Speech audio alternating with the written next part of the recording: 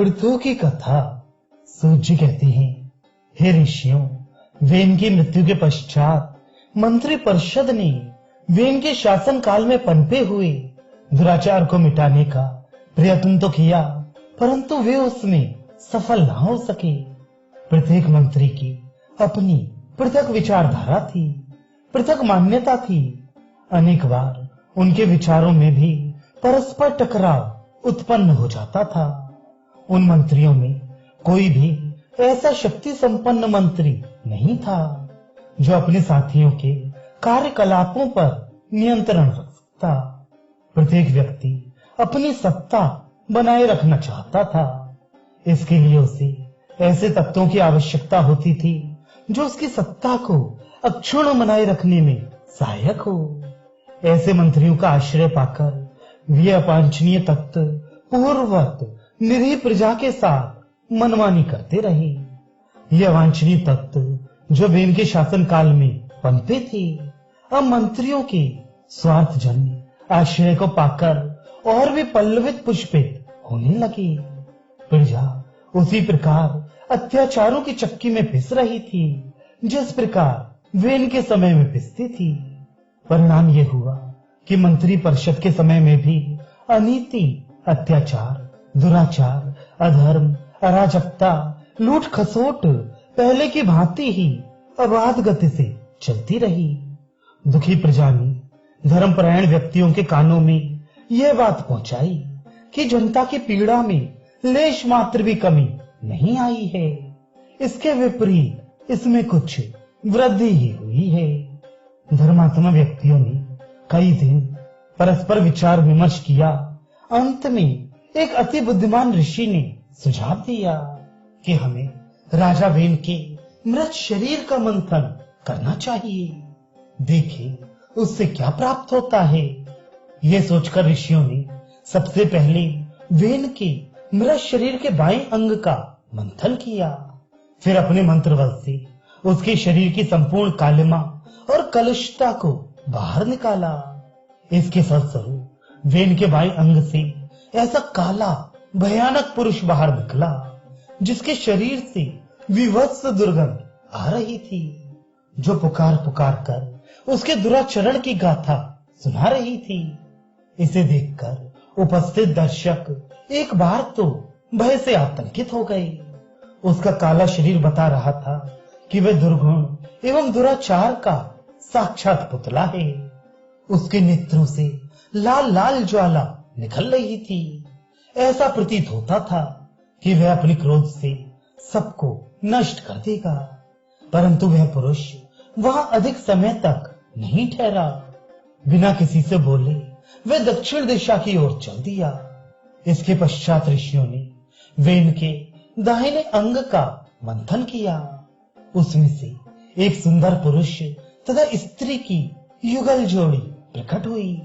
पुरुष देखने में अत्यंत सुंदर, आकर्षक एवं प्रभावशाली प्रतीत होता था तथा उसके हाथ तथा पैर के तलुओं में शंख, चक्र आदि के चिन्ह बने हुए थे। वह हाथ में धनुष बाण धारण किए था। उसके शरीर पर पीतांबर तथा मस्तक पर अद्भुत मुकुट सुशोभित था। स्त्री दिव्य वस्त्रालंकारों से सुशोभित अपूर्व लावण्यमयी थी। इस अद्भुत जोड़ी को देखकर ऋषियों ने निश्चय किया कि यह पुरुष और स्त्री विष्णु तथा लक्ष्मी के अतिरिक्त और कोई नहीं हो सकते। ये दंपत्ति हमारे दुखों से हमें मुक्ति दिलाने के लिए ही अवतरित हुई हैं। ये सोचकर वे उनकी स्तुति करने लगे। उन्होंने पुरुष का नाम पृथु रखा। पृथु को देखकर ही राज्य में रहने वाले ऋषि मुनियों एवं सज्जनों को विश्वास हो गया कि अब हमारे कष्टों का अंत हो जाएगा। उन्हें इस प्रकार हर्षोन्मत्त होते देख दुष्टों एवं दुराचारियों को आशंका होने लगी कि ऋषि मुनियों की धारणा के पीछे अवश्य कोई तथ्य है। उनके मन में ऐसा विचार आते ही उनका साहस छूटने लगा। उनके मुखमंडल पर हवाइयां उड़ने लगीं। ऐसा प्रतीत होता था कि वे बिना मारे ही अधमरे हो गए हैं। उनकी इस दशा को ऋषियों ने प्रभु की लीला तथा आने वाले शुभ दिनों की भूमिका समझा। नवोद्भूत पृथु ने पत्नी सहित ऋषियों को सादर प्रणाम किया। फिर अत्यंत विनम्र शब्दों में बोली, हे ऋषियों, मैं आपका तुच्छ सेवक हूँ। आपकी सेवा करके मैं स्वयं को गौरवान्वित समझूंगा। अतएव मेरे योग्य जो सेवा हो निसंकोच बताइए। मैं आपके आदेशों का अवश्य पालन करूंगा। पृथु की इन विनम्र शब्दों को सुनकर ऋषि बोले, हे पृथु, इस राज्य में जब से वेन ने जन्म लिया है, विपत्तियों का पहाड़ टूट पड़ा है। उसके उद्दंड व्यवहार, निरंकुश दुराचार, निरीह प्रजा पर उसके तथा उसके साथियों के अत्याचार ने धर्म, सदाचार, सुख शांति आदि का अंत कर दिया है।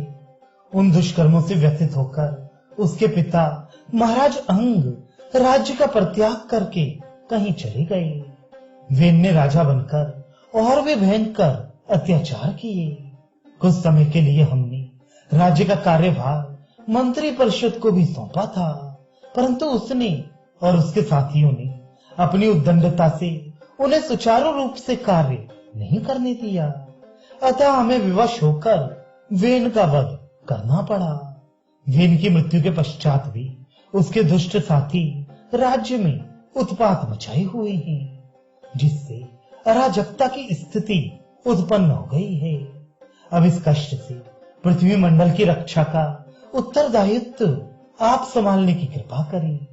राजा के पद का भार ग्रहण करके दुष्टों तथा अधर्म का नाश करें और प्रजाजनों को अभय प्रदान करें। यह कहकर ऋषि मुनियों ने एक शुभ मुहूर्त देखकर राज्य के प्रतिष्ठित व्यक्तियों की उपस्थिति में पृथु का राजाभिषेक कर उन्हें राजा बना दिया।